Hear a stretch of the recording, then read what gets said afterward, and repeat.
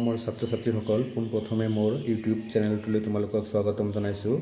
আজি আমি আৰম্ভ কৰিম অষ্টম শ্ৰেণীৰ গণিত পাঠ্যপুথিৰ অনুশীলনী 6.4। 6.4ৰ 1 নম্বৰত আছে বৰ্গমূল নিৰ্ণয় নকৰাকৈ তলৰ সংখ্যাবোৰৰ বৰ্গমূলত কেইটা অংক থাকিব নিৰ্ণয় কৰা।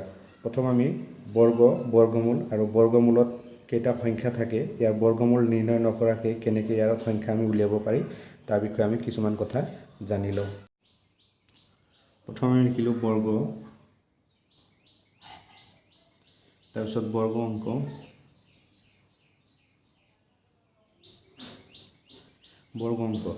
যদি আমি এটা বৰ্গ লওঁ 16 সংখ্যা ল'লোঁ 16, ইয়াৰ বৰ্গমূলত কেইটা অংক থাকিব আমি কেনেকৈ উলিয়াম। প্ৰথম আমি এইটো কি কৰিম, জোৰ হিচাপত বনাই ল'ম। এইটো আমি এটা জোৰ হিচাপত বনালোঁ। জোৰ বনালে এনেকৈ ওপৰত এটা চিন দিলে এইটো জোৰ হিচাপত হৈ যায়। এতিয়া এজোৰ হ'ল, তাৰমানে ইয়াত কেইটা অংক থাকিব, এটা। যদি 16ক বৰ্গমূল নিৰ্ণয় কৰা হয় তাত আমি কেইটা অংক পাম, এটা অংক পাম। তাৰপিছত আৰু এটা লৈছোঁ 81 ল'লে ইয়াত আমি কি কৰিম, প্ৰথম জোৰ হিচাপত বনাই ল'ম। ইয়াৰো কেইটা অংক থাকিব, এটা অংক থাকিব। তাৰপিছত আৰু এটা লৈছোঁ 100, প্ৰথম আমি ইয়াক জোৰ হিচাপত বনাই ল'ম। এই দুটা মেলি এজোৰ বনালোঁ আৰু এইটো 1টো ছিংগল আছে, এইটো কি কৰিম আমি ইয়াৰো জোৰ বনাই ল'ব লাগিব। এটা থাকিলেও এনেকৈ জোৰ হ'ব, তাৰমানে এইটো এটা এজোৰ হ'ল, এইটো এটা দুজোৰ হ'ল, তাৰমানে কেইটা অংক থাকিব, দুটা। তাৰপিছত আৰু এটা লওঁ 1024, প্ৰথম আমি আকৌ জোৰ হিচাপত বনাই ল'ম। এতিয়া দুজোৰ হ'ল, ইয়াৰ অংকত কেইটা থাকিব, দুটা অংক থাকিব। তাৰপিছত আৰু এটা লওঁ 100,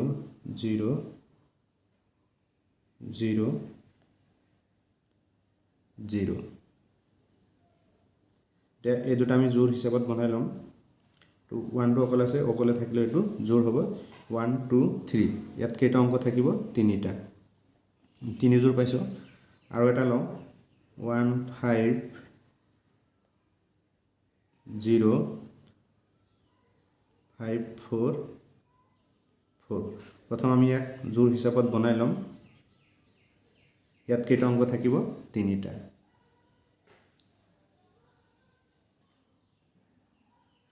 এতিয়া আমি কি পালোঁ যে 16ত বৰ্গত কেইটা অংক থাকিব, এটা। তাৰমানে এইটো আমি এনেকৈ মনত ৰাখিব লাগিব, যদি বৰ্গ সংখ্যাত দুটা অংক থাকে তেন্তে তাৰ বৰ্গমূলত এটা অংক থাকিব। যদি বৰ্গ সংখ্যাত দুটা অংক থাকে তেতিয়া তাৰ বৰ্গমূলত এটা অংক থাকিব। তাৰমানে এইটো আমি জোৰ হিচাপত বনাই লৈছোঁ, ইয়াত এটা অংক হৈছে। তাৰমানে যদি বৰ্গ সংখ্যাত দুটা অংক থাকে বৰ্গমূলত এটা অংক থাকিব। এইটো আৰু এইটো একে, মই দুটাকৈ লৈছোঁ। তাৰপিছত এইটো আছে তিনিটা, যদি বৰ্গ সংখ্যাত তিনিটা বা চাৰিটা অংক থাকে তেন্তে তাৰ বৰ্গমূলত দুটা অংক থাকিব। যদি বৰ্গ সংখ্যাত তিনিটা বা চাৰিটা অংক থাকে তেন্তে তাৰ বৰ্গমূলত দুটা অংক থাকিব। ইয়াত তিনিটা আছে, দুটা হৈছে অংক, ইয়াত চাৰিটা আছে, ইয়াতো দুটা হৈছে। সেইটোৱে কৈছোঁ যে যদি বৰ্গ সংখ্যাত তিনিটা বা চাৰিটা অংক থাকে তেন্তে তাৰ বৰ্গমূলত দুটা অংক থাকিব। আৰু যদি ইয়াত কেইটা আছে, চাৰিটা আছে, আৰু ইয়াত কেইটা আছে, ইয়াত 5টা আছে, আৰু ইয়াত কেইটা আছে, 6টা। যদি বৰ্গ সংখ্যাত 5টা বা 6টা অংক থাকে তেন্তে তাৰ বৰ্গমূলত তিনিটা অংক থাকিব। যদি বৰ্গ সংখ্যাত 5টা বা 6টা অংক থাকে তেন্তে তাৰ বৰ্গমূলত তিনিটা অংক থাকিব। এইটো কেনেকৈ থাকিব চাই লোৱা। এইটো বৰ্গমূল লিখোঁ আমি ইয়াত, বৰ্গমূল। এতিয়া 16ৰ বৰ্গমূল কিমান হ'ব, 4 হ'ব। এটা অংক পাইছোঁ, ইয়াতো এটা আছে। 81ৰ বৰ্গমূল কিমান হ'ব, 9, ইয়াতো লিখিছোঁ আমি এটা অংক পালোঁ। তো 100ৰ বৰ্গমূল কিমান হ'ব, 10 হ'ব। 100ৰ বৰ্গমূল 10 হ'ব। ইয়াত কেইটা অংক আছে, দুটা, ইয়াতো আমি দুটা পাইছোঁ। তাৰপিছত 1024, ইয়াৰ বৰ্গমূল কিমান হ'ব, 32। ইয়াত দুটা অংক পাইছোঁ, ইয়াতো দুটাই আছে। তাৰপিছত 10,000ৰ বৰ্গমূল কিমান হ'ব? 100 হ'ব। 10,000ৰ বৰ্গমূল কিমান হ'ব? 100। ইয়াত আমি তিনিটা অংক পাইছোঁ, ইয়াতো আমাৰ কেইটা আছে? তিনিটা আছে। ইয়াত কেইটা আছে? 6টা। 150,544, ইয়াৰ বৰ্গমূল কিমান হ'ব? 388। ইয়াত তিনিটা অংক পাইছোঁ, ইয়াতো আমাৰ তিনিটা আছে। এইখিনি কথা আমাৰ মনত ৰাখিব লাগিব যে যদি বৰ্গ সংখ্যাত দুটা অংক থাকে তেন্তে তাৰ বৰ্গমূলত এটা অংক থাকিব।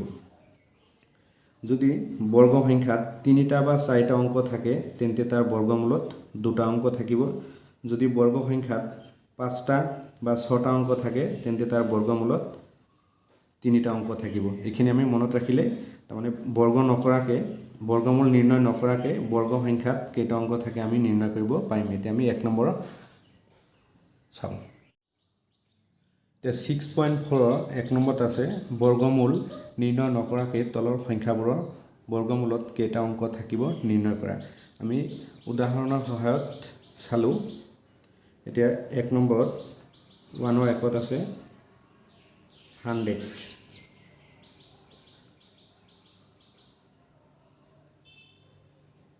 প্ৰথমে আমি 100টো লিখি লওঁ। তাৰপিছত ইয়াত জোৰ হিচাপত মানে বনাই ল'ব লাগিব। এনেকৈ ওপৰত এটা আঁচ দিম আৰু ইয়াত 1 2 আছে, ইয়াতো এটা আঁচ হ'ব। তাৰমানে কেইটা পাম আমি? দুটা অংক। এইটো এটা, এইটো এটা। কেইটা অংক থাকিব? দুটা।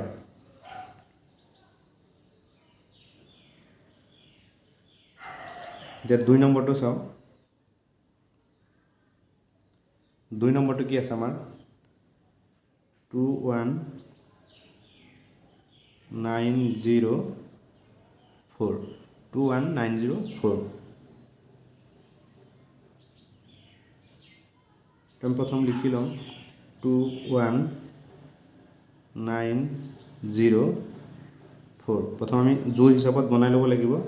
এইটো এটা জোৰ, এইটো এটা জোৰ, এইটো এটা। তো কেইটা থাকিব? 1 2 3। তাৰমানে জোৰ থাকিব, জোৰৰ পৰা আমি এটা এটা ধৰি ল'ম।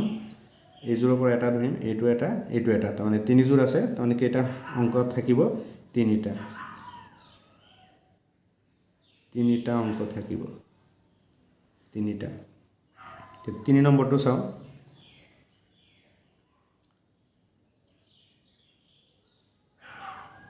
3 নম্বৰটো কি আছে? 17850,625। কি আছে? 17850,625। প্ৰথম আমি ইয়াক জোৰ হিচাপত বনাই ল'ম। এইটো এটা, এইটো এটা, এইটো এটা জোৰ হিচাপত হ'ল, এইটো এটা জোৰ হিচাপত হ'ল আৰু এইটো এটা জোৰ হিচাপত হ'ল। 172 এটা জোৰ হিচাপত হ'ল। তাৰমানে আমি কেইজোৰ পালোঁ? 1 2 3 4। তাৰমানে কেইটা অংক থাকিব? 4টা। 4টা অংক থাকিব। 1 নম্বৰ হৈ গ'ল। ইয়াৰ পিছৰ ভিডিঅ'ত আমি 2 নম্বৰ অংকখিনি চাম।